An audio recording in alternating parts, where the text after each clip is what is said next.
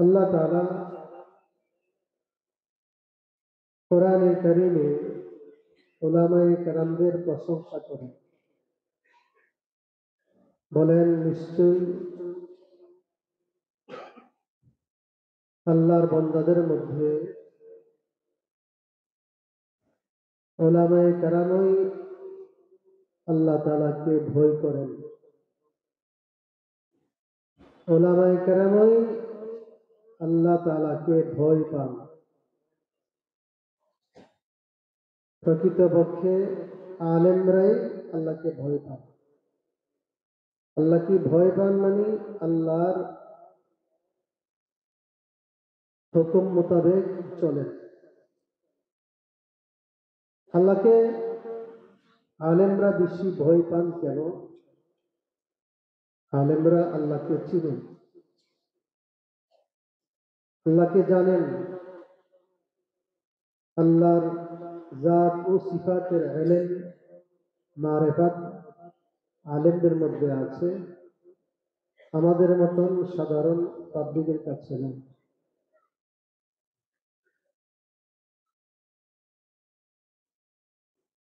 যেহেতু আল্লাহকে চিনেন, আল্লাহর কুদরত, আজমত, আল্লাহর সিফাত, কিবরিয়া সবকিছু জানেন, এজন্য আল্লাহকে ভয় পান। যে আল্লাহকে চিনে না, ভয় পাবে না। যেমন ছোট্ট একটা দুধের শিশু, তার সামনে একটা সাপ রাখলে সে ভয় পাবে না, সে ধরতে যাবে, মনে করবে যে খেলনা। কেন? সে সাপকে চিনে না। সাপকে চিনে না, সাপকে ভয় পায় না। আমাদের সামনে যদি একটা সাপ আসে, সবাই ছোটাছুটি শুরু করে দেবে। কেন? সাপ যে কত ডেঞ্জারাস, মানুষের জীবন নষ্ট করে, এটা আমরা জানি, এই জন্য ভয় পাই। ঠিক আলেমরা আল্লাহকে জানেন, আল্লাহর কুদরত সম্পর্কে অবগত,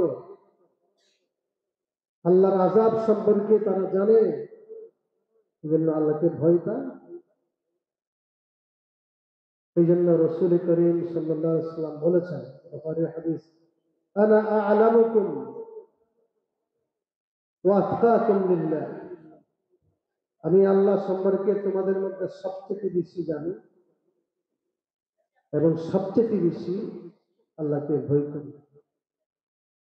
আল্লাহ রাসূল বলছেন, সবচেয়ে বেশি আমার ইলম যেমন বেশি, তাকওয়া, যার যত বেশি ইলম তার তত বেশি তাকওয়া।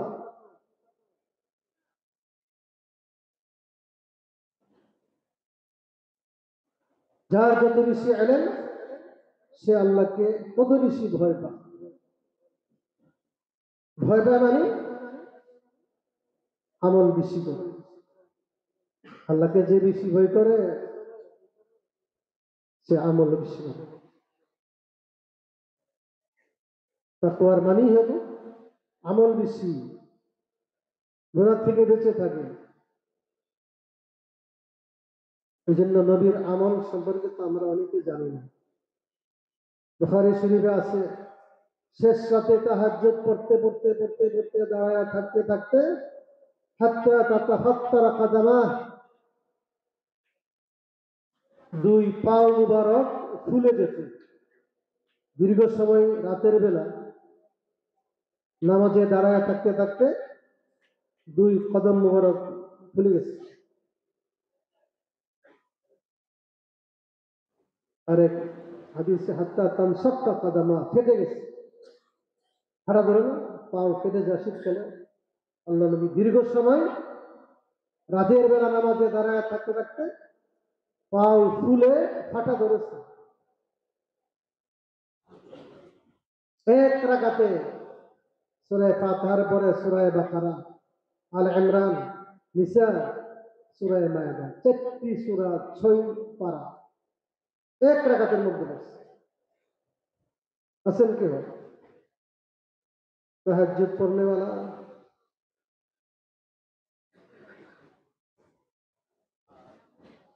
एक बार तो नबी मुस्लिम शरीफের হাদিস আবু যর রাদিয়াল্লাহু তাআলা থেকে রওয়ায়াত, একটি আয়াতের মাধ্যমে গোটা রাত নামাজ পড়ছেন। একটি আয়াত। সকালবেলা বললেন আবু যর, ইয়া রাসূলুল্লাহ, আজকে দেখলাম ব্যতিক্রম একটা আপনার আমল। একটি আয়াত পড়লেন, একটি আয়াত গোটা নামাজ, গোটা রাত। আয়াতটি হলো ইন তুআযিবহুম ফাইন্নাহুম ইবাদুক, উম্মতের জন্য আল্লাহ উম্মতকে আপনি শাস্তি দিতে পারেন, তারা তো আপনারই গোলাম। ওয়া ইন তাগফির লাহুম ফাইন্নাকা আনতাল আজিজুল হাকীম, মাফ করলে আপনি পরাক্রমশালী, মাফ করতে পারেন। এই উম্মতের দরদে সারা রাত একটি আয়াত পড়ছেন, এই আয়াতটি পড়ছেন আর নামাজ পড়ছেন আর কাঁদছেন, কাঁদতে কাঁদতে চোখের পানি দিয়ে দাড়ি মুবারক ভিজে গেছে। সকালবেলা জিজ্ঞাসা করলেন, হুজুর এমনটা কেন করলেন? আজকে রাত্রে একটা আমার এই কান্নার বিনিময়ে, মুজাহাদার বিনিময়ে একটা সুসংবাদ আল্লাহ আমাকে দিয়েছেন, আমাকে আমার উম্মতের জন্য শাফাআত করার অনুমতি প্রদান করেছেন।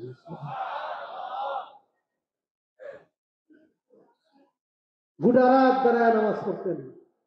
এলেম বেশি, তাকওয়া বেশি, আমল বেশি। তাকওয়া বেশি মানে আমল বেশি। আনা আতকাকুম লিল্লাহ, আনা আ'লামুকুম বিল্লাহ, কুওয়াতে ইলমিয়া, কুওয়াতে নজরিয়া। আতকাকুম লিল্লাহ, কুওয়াতে আমালিয়া। এলেমও বেশি, আমলও বেশি। এলেমও বেশি, আমলও বেশি। এত দীর্ঘ রাত নামাজ পড়েন, পাও ফেটে যাবে। আয়েশা রাদিয়াল্লাহু তাআলা আনহা জিজ্ঞাসা করেন, আতাতাকাল্লাফু হাযা, আতাতাকাল্লাফু হাযা ফাকাদ গাফারাল্লাহু লাকা মা তাকাদ্দামা মিন যামবিকা ওয়া মা তাআখার। এত কষ্ট করেন আপনি, অথচ আপনার কোনো গুনাহ নাই, কোনো গুনাহ নাই, আগের পরের সব গুনাহ নাই, তারপরেও আল্লাহ তাআলা ক্ষমা ঘোষণা করেছেন। ইন্না ফাতাহনা লাকা ফাতহাম মুবিনা লিয়াগফিরা লাকা আল্লাহু মা তাকাদ্দামা মিন যামবিকা ওয়া মা তাআখার ওয়া ইউতিম্মা নি'মাতাহু আলাইক ওয়া ইয়াহদিয়াকা সিরাতাম মুস্তাকিমা ওয়া ইয়ানসুরাকা আল্লাহু নাসরান আজিজা। সুলহ হুদায়বিয়ার সময় এই আয়াত নাযিল হয়েছে। আল্লাহ রাসূল বলেছেন, এটা তো আমার কাছে সারা দুনিয়ার থেকে বেশি প্রিয় এই একটি আয়াত। সুবহানাল্লাহ। এই আয়াতের অনেক লম্বা কথা, এর মধ্যে একটা হলো আপনার আগে পরের সব গুনাহ মাফ। গুনাহ তো নবীর নাই, তারপরও ক্ষমা ঘোষণা। কোনো গুনাহ নাই, তারপরেও গুনার ক্ষমা ঘোষণা করেছেন আল্লাহ। তারপরে এত কষ্ট করেন, সারা রাত দাঁড়ায় থাকেন, পাও তো ফেটে গেছে, ফুলে গেছে। তখন আল্লাহ নবী উত্তরে বলেন, আফালা আকুনু আবদান শাকুরা, আফালা আকুনু আবদান শাকুরা। আয়েশা, আল্লাহ তাআলা যে আমাকে এত সম্মান করেছেন, এই জন্য কি আমি আল্লাহর শুকরগুজার বান্দা হব না? আল্লাহর শুকরিয়া আদায় করতে গিয়ে সারা রাত নবী ঘুমাতেন না। কান্নার আওয়াজ কাল মির্জাল, দেখছিতে ভাত পাকাইলে ভাত যখন উতরায় গিরি গিরি গিরি একটা আওয়াজ হয়, সেজদার মধ্যে আল্লাহ নবী এরকম কান্নার আওয়াজ শোনা যেত।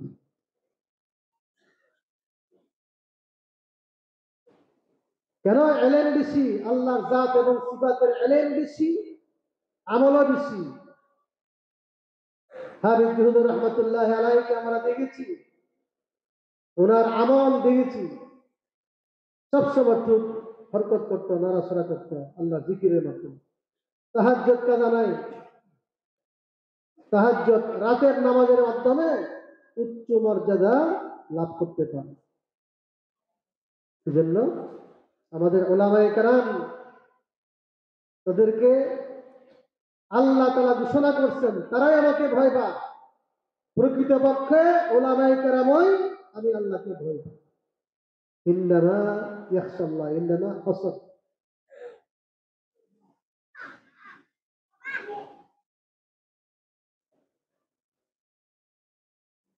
উলামায়ে কেরাম ইলম বেশি, ওনাদের আমলও বেশি, তাকওয়া বেশি, আল্লাহর ভয়ও বেশি। আল্লাহ নিজে তাদের প্রশংসা করতেছেন।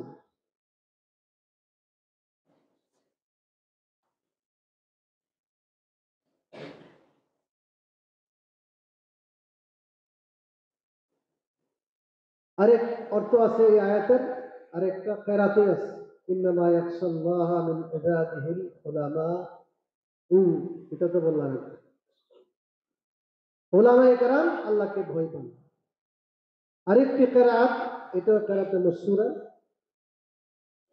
ওমর ইবনে আব্দুল আজিজ রাদিয়াল্লাহু আনহু, ইমাম আবু হানিফা রাহমাতুল্লাহি আলাইহির কেরাত, ইন্নামা ইয়াখশাল্লাহু মিন ইবাদিহিল উলামা। এখন অর্থ হয়ে যায় আল্লাহ তাআলা উলামায়ে কেরামকে ভয় পান। এটা তো অসম্ভব। আল্লাহ কি কাউকে ভয় পান? আল্লাহ কাউকে ভয় পান? এটা অর্থ ভিন্ন।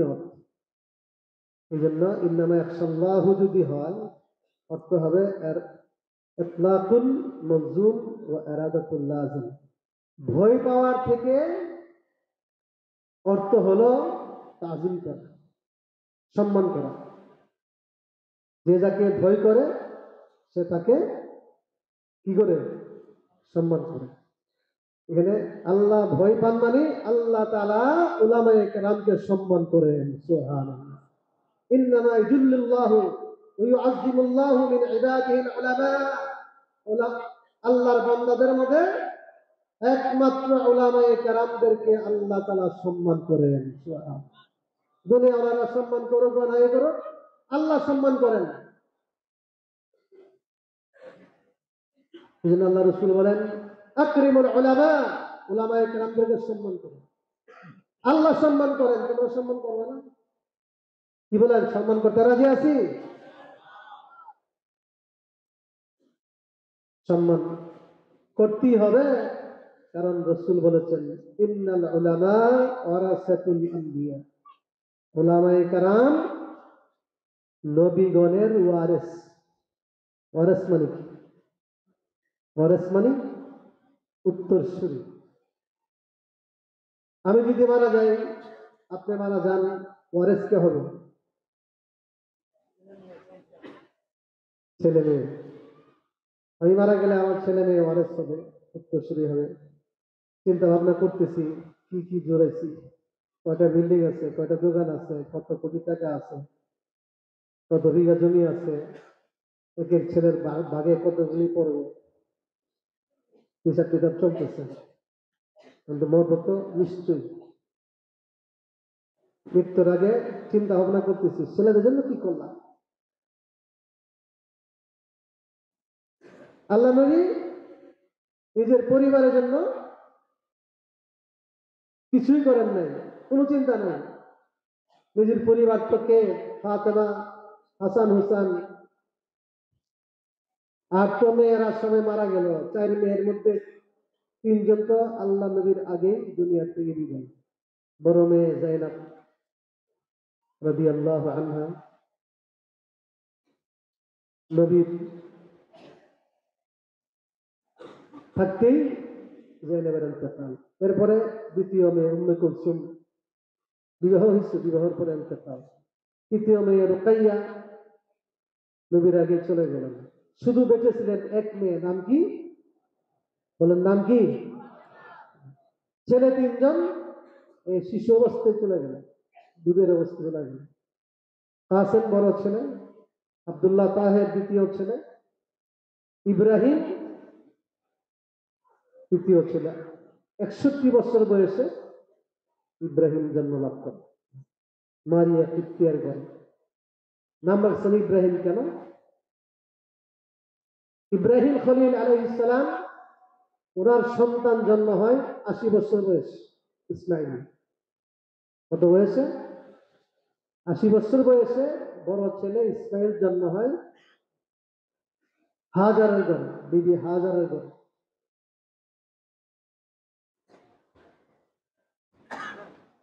বয়স্ক অবস্থায় ওনার ছেলে হয়েছে। আল্লাহ নবীরও বয়স্ক অবস্থায় ছেলে হয়েছে, এই মুনাসেবাতে নাম রাখছেন ইব্রাহিম। অনেক খুশি, রাস্তা রাস্তায় ঘুরে আর বলে আমার ছেলে হয়েছে। বৃদ্ধকালে সন্তান হলে খুব মহব্বত লাগে, ছেলে হয়েছে ছেলে হয়েছে। কিন্তু আল্লাহর ইচ্ছা 18 মাস বয়সে ইব্রাহিম চলে গেলেন দুনিয়াতে। ছেলেও নাই মেয়েও নাই, 4 মেয়ে 3 ছেলের মধ্যে মাত্র ছিলেন একজন, ফাতেমা। কিন্তু ফাতেমাকে কিছু দেওয়া যান নাই, বলে আমার ওয়ারেস ফাতেমা না, আমার ওয়ারেস হলো কিয়ামত পর্যন্ত উলামায়ে কেরাম। তবে মিরাজ কি দিলেন? মিরাজ তো একটা দিতে হবে। আমরা মারা গেলে, বাবা মারা গেলে মিরাজ, বাড়ি ঘর, জায়গা জমি, টাকা পয়সা, বিল্ডিং কোটা সবকিছু ছেলে মেয়েরা বন্টন করে। নবীর মিরাজ কি বলতে পারবেন কি? বুখারীতে আছে। নবীর মিরাজ এবার জেনে নেন, কি মিরাজ রেখে গেছেন, কি করে গেছেন।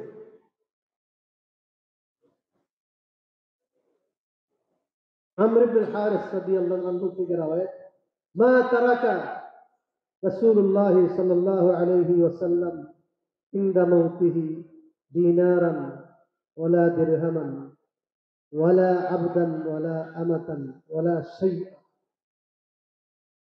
ইল্লা বাগলাতাহুল বাইদা ওয়া সিলাহা ওয়া আরদান জাআলাহা সাদাকা। আল্লাহ নবীর ওফাতের সময় একটা দিনার রেখে দেন নাই যে আমার দিনারটা আমার মেয়ে ফাতেমাকে দিও, একটা দিরহাম রেখে দেন নাই, একটা গোলাম, একটা বান্দি, আরেক রাওয়ায়াতে ওয়ালা শাতান ওয়ালা বাঈরান, একটা বকরির বাচ্চা, একটা উট, ওয়ালা শাইয়ান, কিচ্ছুই রেখে যান নাই। তবে 3টা জিনিস রেখে গেছেন। কয়টা জিনিস মনে রেখেন? নবীর মিরাজ দেখেন। 1 নম্বর হলো বাগলাতাহুল বাইদা, খাচ্চর, ওয়াসিলাহ, অস্ত্র। নবীর কিছুই ছিল না, অস্ত্র ছিল। অস্ত্র দিয়ে নবী জিহাদ করেছেন। এখনো কি জিহাদ আছে না? এখনো জিহাদ। প্রয়োজন হলে নাস্তিকদের বিরুদ্ধে এখনো আমরা জিহাদ করার জন্য প্রস্তুত থাকতে হবে। কোন শক্তি এই দেশের বিরুদ্ধে আগ্রাসন চালাইলে আমরা ইনশাল্লাহ সকলে ঐক্যবদ্ধ ভাবে জিহাদ করতে হবে। প্রস্তুত আছেন? সবাই কি বলে না শহীদ হওয়ার আশা আছে?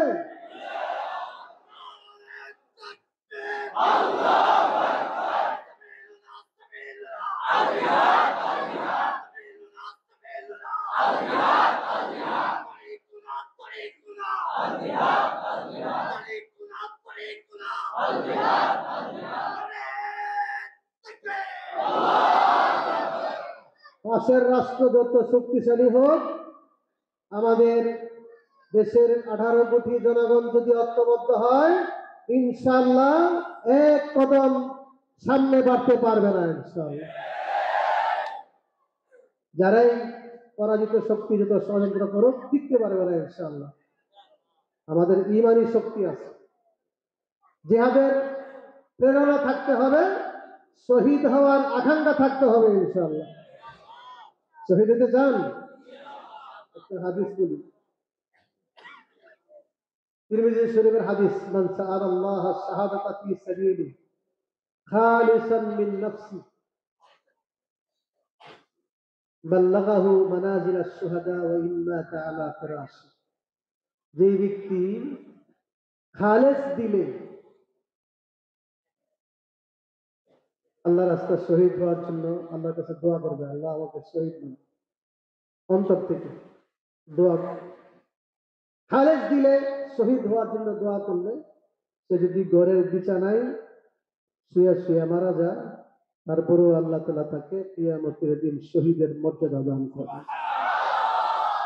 দোয়া করতে পারি না? আবার জেহাদের ডাক দেয়, জেহাদের ডাক দিলেও মরতে হবে, বরতলা লাগায় শুয়ে থাকলেও মরতে হবে, ঠিক না ঠিক? মরণ তো লাগবেই, শহীদ হয়ে মরতে চাই আমরা, ঠিক না ঠিক? হযরত আলী বলেন, আইয়া ইয়াউমাইয়া মিনাল মাউতি আতিক ইয়াউমা লা কুদ্দিরা আও ইয়াউমা কুদির ইয়াউমা লা কুদ্দিরা লা আরহাবুহু ওয়া মিনাল মাকদুরি লা ইয়ানজুলুল হাজির। হযরত আলী বলেন, কোন দিন মৃত্যুকে ভয় পাবো আমি? কোনদিন মৃত্যুকে ভয় পাই না। যেদিন আমার মৃত্যু লেখা নাই সেদিন তো কোনো আমার ভয় নাই, ভয় আছে? যেদিন আমার মৃত্যু তকদিরে লেখা নাই আবার কোনো ভয়, আর যেদিন মৃত্যু তকদিরে লেখা আছে ভয় পাইলেও কোনো লাভ, কথা ঠিক না ঠিক? অতএব শেরে আলী মৃত্যুকে ভয় পাইতেন না।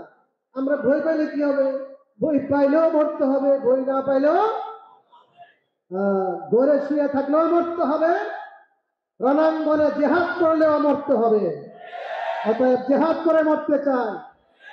ইসলামের বিরুদ্ধে এই দেশে নাস্তিকবাদ যতই মাথা ছাড়া দিবে, আমরা তাদের বিরুদ্ধে জেহাদ ঘোষণা করতে রাজি আছি।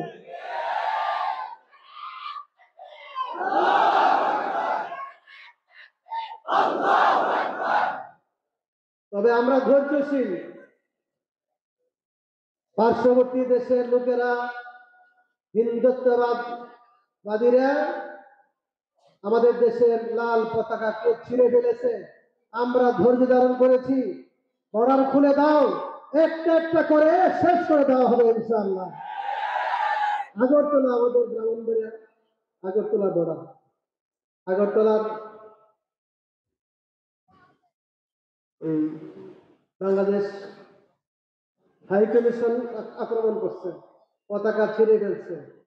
ব্রাহ্মণবাড়িয়া মানুষ বলছে যে এই বর্ডারটা খুলে দাও, ঢুকুক, একটা একটা করে জবাব হইল না, একটাকে ফেরত দিতে দেবে না। আমরা যুদ্ধ চাই না, কিন্তু আমাদের উপর আক্রমণ হলে আমরা ছাড়বো না ইনশাআল্লাহ। যাই হোক, আল্লাহ নবী অস্ত্র রেখে গেছেন, অস্ত্র, বাড়িঘর কিছু নাই, হাতচর সোয়ার হইতেন। এখন তো রেখে যাবে ল্যান্ড ক্রুজার গাড়ি চালায় বাঁচতে হয়, ল্যান্ড ক্রুজার গাড়ি, কিন্তু গাড়ি কোথায়, মালিক কোথায়, কোনো খবর না। আরেকটা ছিল আরবা, কিছু জমি, কিছু জমিন ছিল। তিনটা জিনিস ছিল হুজুরের মিরাজ, সাতচর আর তলোয়ার, অস্ত্র আর জমিন। জালাহা সাদাকা, এগুলি ফাতেমাকে দিয়েছেন না, সবগুলো বাইতুল মালে সদকা করে গেছেন। সুবহানাল্লাহ, কিছুই দেওয়া যান নাই। অতএব কিছুই নাই, আল্লাহ নবীর কিছুই নাই, ফাতেমার জন্য একটা দিরহাম দেওয়া যান নাই, কিন্তু মিরাজ দিয়ে গেছেন উলামায়ে কেরামকে। সুবহানাল্লাহ, ইন্নাল উলামা ওয়ারাসাতুল আনবিয়া। তবে কিসের? টাকার মিরাজ নয়, জমির মিরাজ নয়, ঘর বাড়ির মিরাজ নয়, ইলমের মিরাজ দিয়ে গেছেন। ইলম আর আমল, আল্লাহ নবী যেই কাজ করতেন সেই কাজ বন্ধ হবে না, চলতে থাকবে, ঠিক না ঠিক? এই দিন, এই ইসলাম, এই ইলম কিয়ামত পর্যন্ত চলতে থাকবে, ঠিক না ঠিক? কে চালাবে? নবীর পরে কি নবী আছে? বলেন নবীর পরে, বলেন সবাই নবীর পরে, নবীর পরে। আমরা উলামায়ে কেরাম, শাইখুল ইসলাম আল্লাহ মুহাম্মদ শফি রাহমাতুল্লাহ আলাইহি সহ আমাদের আকাবেরের হেফাজতে ইসলামের মূল একটা দাবি, কাদিয়ানীদেরকে এই দেশে সরকারিভাবে অমুসলিম ঘোষণা করতে হবে। এই দাবি এখনো আছে। বর্তমান সরকারের কাছে দাবি জানাই, তাহাবুজে খতম নবুয়ত এর পক্ষ থেকে, আন্তর্জাতিক তাহাজ্জুদে হত্তনবতের পক্ষ থেকে সরকারের কাছে দাবি, অনতি বিলম্বে কাদিয়ানীদেরকে অমুসলিম ঘোষণা করতে হবে। তারা ইসলামের শত্রু, তারা হলো দেশের শত্রু। নবীর পরে নবী আছে, এই মিশন চলবে কিভাবে?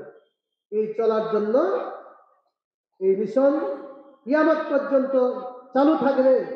এই মিশন চালু রাখার জন্য দায়িত্ব অর্পণ করে গেছেন উলামায়ে কেরামদেরকে। সুবহানাল্লাহ। এই যে কোরআনের তিলাওয়াত, নবীর মাকসাদে নবুয়ত, মিন আহাম্মি মাকাসিদিন নবুওয়া, নবুয়তের গুরুত্বপূর্ণ লক্ষ্যবস্তু হলো কোরআনের তিলাওয়াত। এই কোরআনের তিলাওয়াত কারা করে? করেন কারা করে? এই যে কোরআন তেলাওয়াত শুনলাম, আমি মনে করছি ওয়াজ না কিরা সারা রাত তেলাওয়াত শুনলেই মজা লাগবে, ঠিক না? বোঝাই লাগে। কোরআন তেলাওয়াত তো শুনি না আমরা, মাহফিলে আজকে শুনি, রমজানে তারাবিতে শুনি, আলেম হাফেজরা কোরআন তেলাওয়াত করে, ঠিক না? ঠিক। নবীওয়ালা এক নম্বর কাজ। এত সুন্দর তেলাওয়াত আমাদের কওমি মাদ্রাসার ফসল, নুরিয়া মাদ্রাসার ফসল। বাংলাদেশে আছে 40,000 কওমি মাদ্রাসা। এই সুন্দর তেলাওয়াত শিক্ষা দেওয়া হয় এই মাদ্রাসাগুলোর মধ্যে। সাথে সাথে বলে যায়, এই কোরআন তেলাওয়াত শুধু কওমি মাদ্রাসা বা দ্বীনি মাদ্রাসার ছাত্রদের জন্য না, সমস্ত মুসলমানদের জন্য। তারা তো সারাদিন কোরআন পড়ে, আর আমরা সারাদিন একবারও পড়ি না। দরিদ্র কথাটা বললেই মনে কষ্ট আসবে।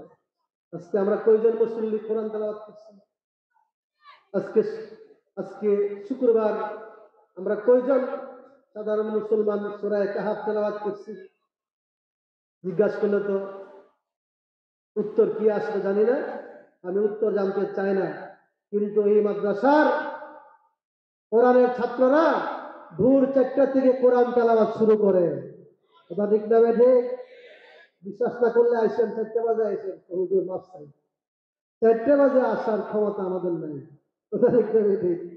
কারণ ভদ্রলোকরা উঠে ফজরের অনেক পরে, আমাদের ছাত্ররা উঠে আজান হলো 5টা বা 5টা 5 মিনিটে, আর আমাদের ছেলেরা ঘুম থেকে জাগে 4টা বাজে। খানার এক ছেলেকে বাবা জিজ্ঞেস করে, বাবা আজকে কয়টা সময় উঠছি? আব্বা আজকে ঘুমিয়ে গেছে। গরমকালের কথা, কয়টা উঠছে? তো আজকে দেরি হয়ে গেছে, 3:30 উঠছে। ছোট্ট মাসুম বাচ্চা 3:30 ঘুম থেকে জেগে বলতেছে আজকে দেরিতে উঠছি। সুবহানাল্লাহ। আর 99 জন মুসলমান আজানের আগে উঠে না, 95 জন মুসলমান কদর নামাজই পড়ে না। কোথায় আছি? এই দিন কাদের দ্বারা টিকে আছে? কেন আল্লাহ নবী উলামায়ে কেরামদেরকে ওয়ারিস বানায় গেলেন, উত্তরসূরি বানায় গেলেন? এবার চিন্তা করুন। কোরআন তেলাওয়াত করে শেষ রাতে আসতে দেখবেন ওই মাদ্রাসার মধ্যে কোনো কোনো কামরার মধ্যে কোরআন তেলাওয়াতের আওয়াজ, কোনো কামরায় দাঁড়ায় দাঁড়ায় তাহাজ্জুদ, কোনো কামরায় ইস্তেগফার তওবা করে করে চোখের পানি ফেলতেছে, কোনো কামরায় বুখারী শরীফ মুতালা চলতেছে। এই একটা দুনিয়া। আমরা বুখারী মুতালা করতে পারবো না, আমরা দীর্ঘ তাহাজ্জুদ পড়তে পারবো না।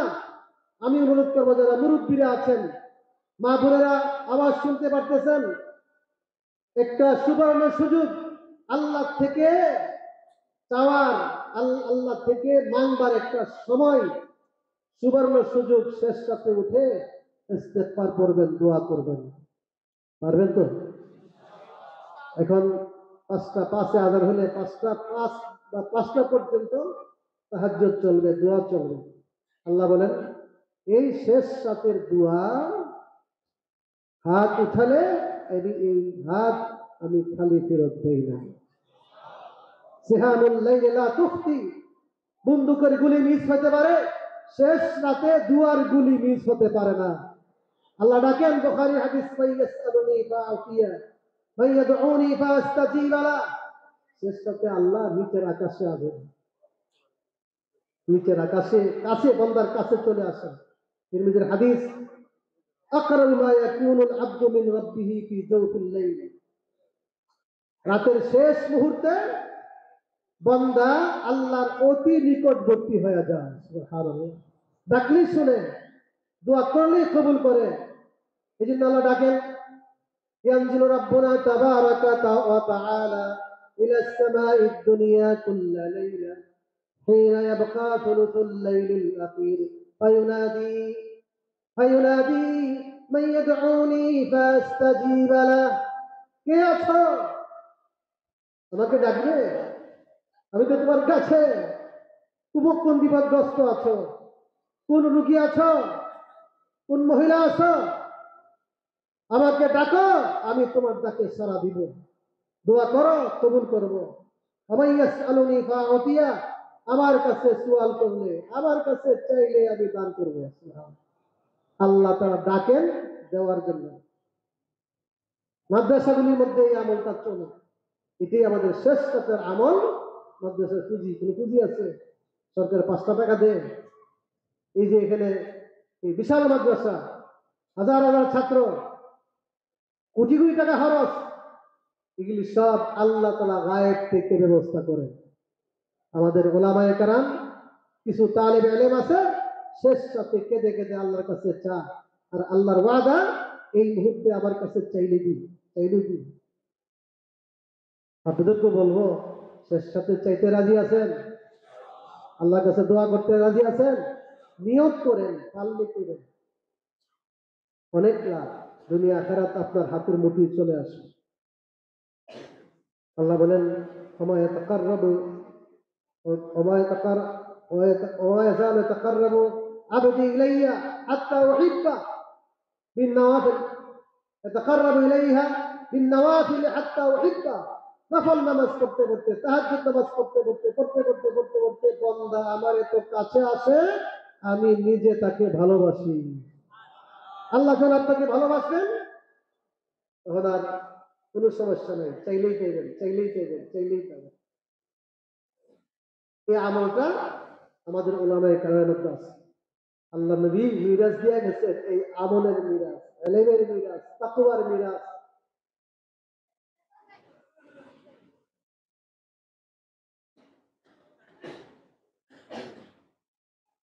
আল্লাহ তাআলা আমাদের সবাইকে তৌফিক দান করুন। অনেক উলামায়ে কেরাম বয়ান করবেন, এই উলামায়ে কেরামদেরকে আমরা সম্মান করব। রাজি আছি? সবাই রাজি আছি? আল্লাহ সম্মান করেন। এতক্ষণ তো বললাম আল্লাহ তাআলা উলামায়ে কেরামদেরকে সম্মান করেন। দ্বিতীয়ত, সম্মান করার জন্য আল্লাহর নবী নিজে বলেছেন, আকরিমুল উলামা, উলামায়ে কেরামদেরকে তোমরা সম্মান করবে। কারণ তাদের মধ্যে ইলম আছে, আমাদের মধ্যে ইলম নাই। তাদের মধ্যে ইলম আছে, আমাদের মধ্যে কি নাই? যাদের মধ্যে ইলম আছে আর যাদের মধ্যে ইলম নাই, তারা কি সমান? বলেন, তারা কি সমান? তারা 30 পারা কোরআনের অর্থ জানে, তাফসীর জানে, আমি এক পড়াও জানি না, একটা সূরার অর্থ জানি না, সূরা ফাতিহার অর্থ জানি না। আমরা কোনোদিন সমান হতে পারবো না। কুল হাল ইয়াস্তাবিল্লাযীনা ইয়ালামুন ওয়াল্লাযীনা লা ইয়ালামুন। আমরা সমান না, তবে তাদেরকে আমরা ভালোবাসতে পারবো, আলেমদেরকে সম্মান করব, আলেমদেরকে মহব্বত করব। কি লাভ হবে? বুখারীর হাদিস, আনতা মা'a মান আহাবাবতা, দুনিয়াতে যাকে তুমি ভালোবাসো তার সাথে কিয়ামতের দিন তোমার হাসর হবে। সুবহান। আবিদ হুজুরকে ভালোবাসো, শাইখুল ইসলাম আল্লামা আহমদ শরীফকে ভালোবাসো, মুফতি ফজলুল হক আমিনী রাহমাতুল্লাহ আলাইহিকে ভালোবাসো, শাইখুল হাদিস সাহেবকে ভালোবাসো। সমস্ত আকাবির উলামা এবং তাদের উত্তরসূরি উলামায়ে কেরাম আছে, হাফেজ তালেব ইলম আছে, তাদেরকে আমরা ভালোবাসবো। রাজি আছেন? তাদের সাথে আমরা থাকবো। তারা যখন ডাকবে ইসলামের স্বার্থে, আমরা ঝাঁপিয়ে পড়বো ইনশাআল্লাহ। উলামায়ে কেরাম যখনই ইসলামের জন্য, নবীর ইজ্জত রক্ষা করার জন্য ডাক দিলে আমরা সবাই রাজপথে নামতে বাধ্য থাকবো, প্রস্তুত থাকবো। রাজি আছি? জীবনে মরণে আলেমদের প্রয়োজন আছে, আছে কি আছে না? তাহলে লাভ কি? দুনিয়াতে তাদেরকে মহব্বত করবা, কিয়ামতের দিন তাদের সাথে তোমার হাসর হবে। বলতেছিলাম, এই কোরআনের তিলাওয়াত আজকে ওলামায়ে কেরাম করেন, তালেবে ইলম ছোট্ট বাচ্চার কোরআন তেলাওয়াত শুনলে চোখের পানি আসে, কিন্তু আমি কেন পারি না? আমিও তো মুসলমান, আমিও তো নবীর উম্মত। আল কোরআন লিকুল্লিন নাস, কোরআন তো শুধু মাদ্রাসার ছাত্রদের জন্য নয়, কোরআন তো সমস্ত মুসলিম উম্মার জন্য, ঠিক না ঠিক? হুদাল্লিন নাস, সমস্ত মানব জাতির জন্য কোরআন। এই জন্য ভাইরা আমার, যারা আমরা সাধারণ মুসলিয়ানে কারাম আসছি, সবাই কাছে বলবো আমরা কোরআন পড়তে হবে। কোরআন পড়ার সময় নেই, সারাদিন ব্যবসা, অফিস, আদালত।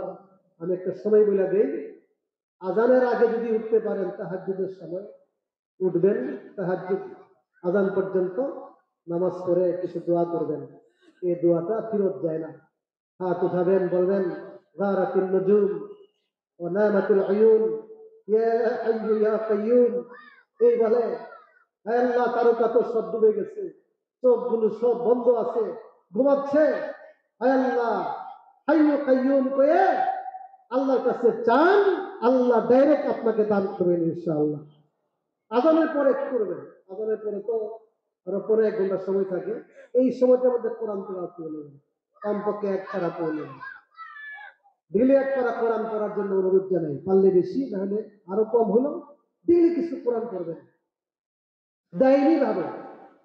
খায়রুল আমাল মা দাওয়ামা আলাইহি সাহিবুহু, শ্রেষ্ঠ আমল যে আমলটা মুমিনের সবসময় করে। আমরা করি রমজান মাসে কিছু কোরআন তেলাওয়াত করি, রমজানের পরে আর কোরআন শরীফ ধরিনি।